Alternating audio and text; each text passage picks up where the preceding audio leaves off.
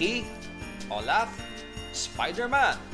Kabilang sila sa mga present sa Christmas park sa City of San Fernando, Pampanga. No need to go to North Pole. Pwede mo na rin ma-experience ang White Christmas sa kanilang artificial snow. May ngipin o wala? Pwede dito. May Christmas tunnels, Christmas house, giant candy canes, at giant castle. Tuloy-tuloy yung pagbibigay ng saya, hindi lang dito sa Pampanga, kung hindi buong Luzon. Pet-friendly rin ang park. May food stalls din.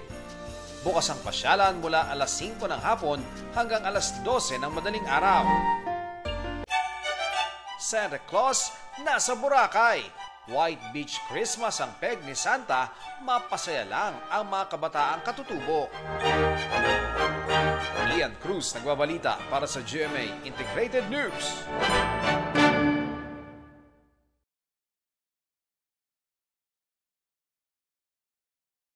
Huwag magpahuli sa mga balitang dapat ninyong malaman.